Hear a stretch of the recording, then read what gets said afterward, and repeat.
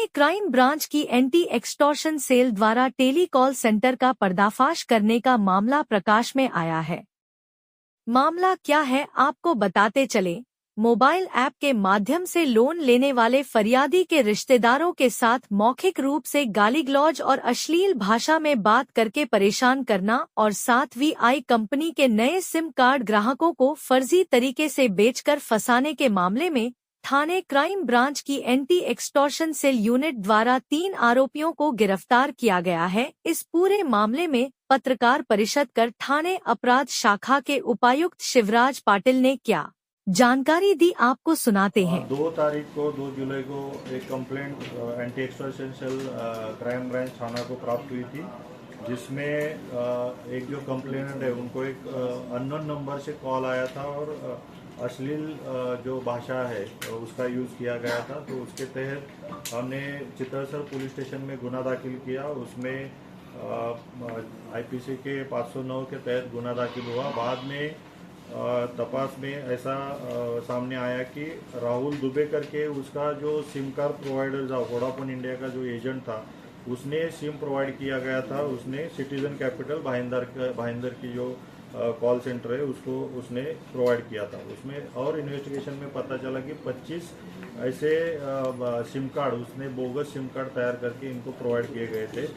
बाद में इन्वेस्टिगेशन में जो अमित पाठक नाम का जो सिटीजन कैपिटल का एम्प्लॉई है, उसने वो इशू करके लिए थे 25 सिम कार्ड, और उसका जो शुभम ओझा करके ओनर है सिटीजन कैपिटल का, वो भी उसमें अरेस्ट किया गया है। तो इन्होंने ये जो सिटीजन कैपिटल जो कॉल सेंटर है वो स्लाइस फाइनेंस, कोटक बैंक और IDFC फर्स्ट बैंक, इनके ओर से वो रिकवरी एजेंट का काम वो सिटीजन कैपिटल करती थी, जो कि स्लाइस फाइनेंस जो है वो हैदराबाद बेस्ड कंपनी है, और उन्होंने ये सिटीजन कैपिटल को ये आउटसोर्स किया था काम।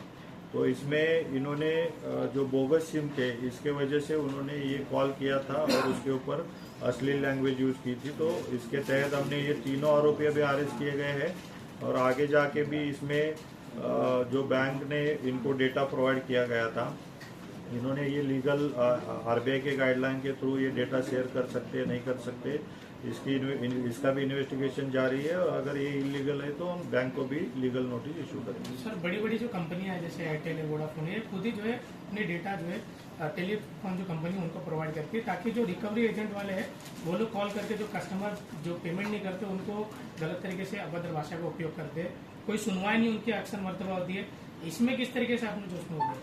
निश्चित रूप से मैं जो बात कर रहा हूँ कि इसमें इलीगल लैंग्वेज यूज़ करना या अश्लील लैंग्वेज यूज़ करना ये कहाँ पे भी रिकवरी के रूल्स में नहीं है। अगर ऐसा सिटीजन्स को कोई तकलीफ है तो निश्चित रूप से इसके खिलाफ आप बैंक में कंप्लेंट कर सकते हैं, पुलिस में कंप्लेंट कर सकते हैं। और इसमें जो पर्टिकुलर इसमें है जो कंप्लेंट हमारे पास आई उनके तहत हमने गुना दाखिल किया और इसमें ये सब सामने आया है।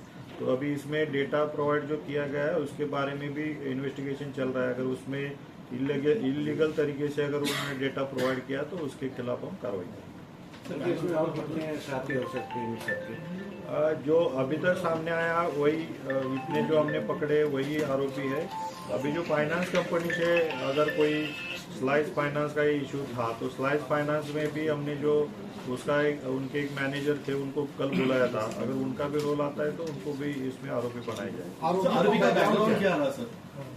ये जो बेसिक पहले जो हमने आरोपी पकड़ा राहुल कुमार दुबे, वो वोडाफोन इंडिया का एजेंट है जो सिम कार्ड प्रोवाइड करता है।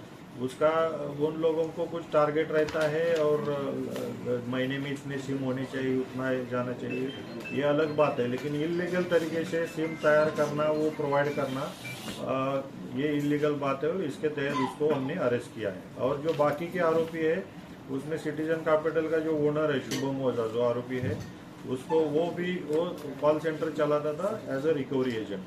ये उनका बैकग्राउंड। तो सिम कार्ड जो इशू किया था, क्या चालाकी उसमें यूज की गई थी? इसमें जो कोई कस्टमर आता है सिम कार्ड इशू करने के लिए, उसको जो थंबप्रिंट लगता है, आपको भी पता है कि थंबप्रिंट लगता है, बाद में डिटेल्स देके वो निकलते हैं। तो थंबप्रिंट देते समय वो बोलता था कि आपका थंबप्रिंट अच्छे से नहीं आया, दूसरी बार दे दो। दूसरी बार जब उसने थंबप्रिंट दिया तो वो फिर उसका रीयूज करके वो फिर अलग से सिम कार्ड बनाता था।